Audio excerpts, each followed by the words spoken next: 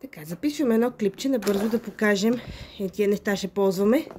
Това е една специална четка пълна с вода, която като се стисне, изкарва водичка и се рисува с нея така. Не гледай, че е синя, допреди малко рисувах и се отцвети синьо и сега не мога да го изчистя. Така. Ще направим една саксийка. Първо цветенците да покажем как се прави. Чакай да си намокрим малко боичката. Така. И правиме листенцата. И така. Просто различни, без да има някакво конкретно място за всяко, различна големина, все тая. Така. После... Мамо, не знам. След това правиме цветчетата по същия начин.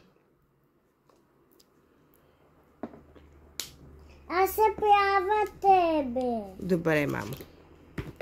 Така, щом изсъхнат. Нека да отваряме всичките. Щом поизсъхнат, започваме. Листенците ги правим под формата на сърчица.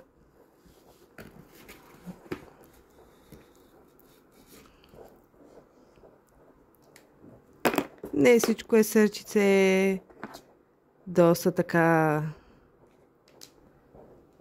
различни.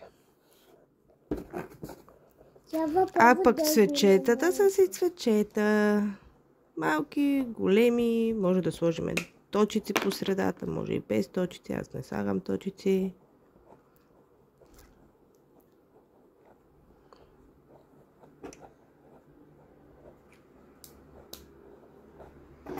Червеното е толкова ясно. Така ли бе, мамо?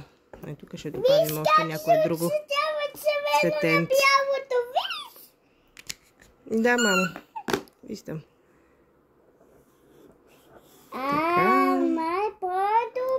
И сега ще направим една саксийка. И ще вземем примерно жълто.